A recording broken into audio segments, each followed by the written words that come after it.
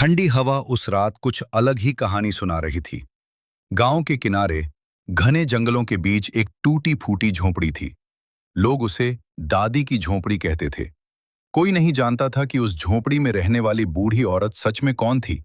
बस इतना जानते थे कि जो भी रात के समय उस रास्ते से गुजरता वो कभी वापस नहीं आता। गांव के बच्चे अक्सर उस झोपड़ी के बारे में कहानियां बनाते थे। वो दादी नहीं, चुड़ैल है। वो बच्चों को पकड़कर खा जाती है। उसकी आंखें रात में लाल हो जाती हैं।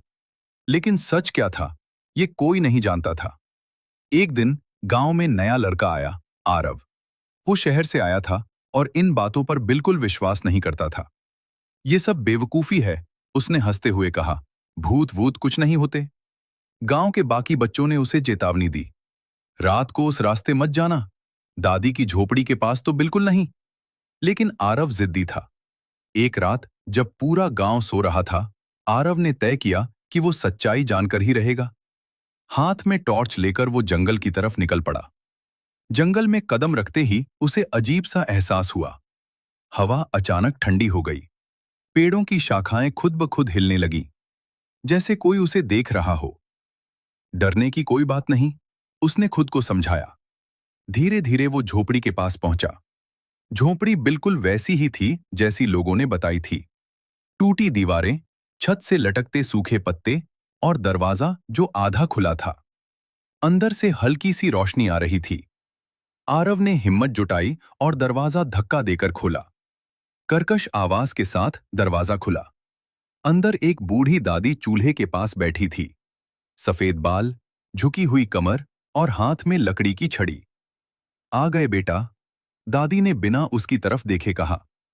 आरव चौंक गया। आपको कैसे पता कि मैं आया हूं? दादी धीरे धीरे उसकी तरफ मुड़ी। उसकी आंखें बिल्कुल काली थीं। मैं सब जानती हूं, उसने मुस्कुराते हुए कहा।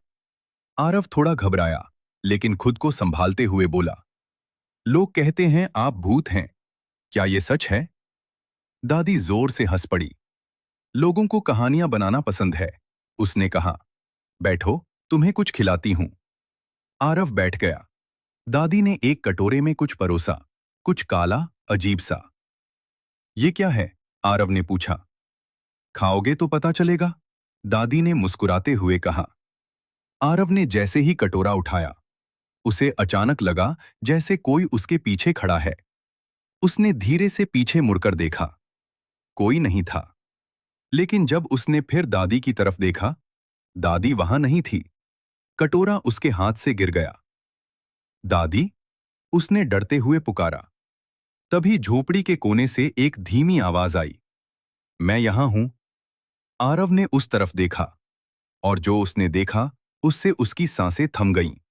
वहां दादी नहीं थी, बल्कि एक लंबी डरावनी आकृति खड़ी थी। उसका शरीर टेढ़ा मेढ़ा था, बाल जमीन तक लटक रहे थे और आंखें लाल आग की तरह चमक रही थीं। तुम सच जानना चाहते थे ना? उस आवाज ने कहा। आरव पीछे हटने लगा। नहीं, मुझे जाना है। अब बहुत देर हो चुकी है। वो आकृति धीरे धीरे उसकी तरफ बढ़ने लगी। झोपड़ी का दरवाजा अपने आप बंद हो गया। टॉर्च बंद हो गई। चारों तरफ अंधेरा छा गया।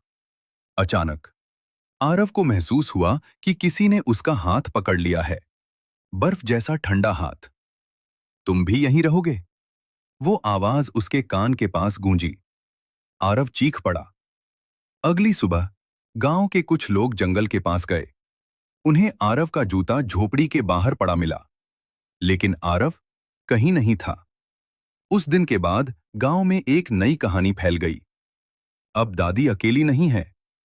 अब वहां एक लड़का भी रहता है, जो रात को लोगों को बुलाता है और कहते हैं, अगर आप रात को उस रास्ते से गुजरें, तो आपको एक लड़के की आवाज सुनाई देगी। अंदर आओ, दादी तुम्हारा इंतजार कर रही हैं। और अगर आपने उस आवाज का पीछा किया, तो शायद आप भी कभी वापस नहीं आ पाएंगे।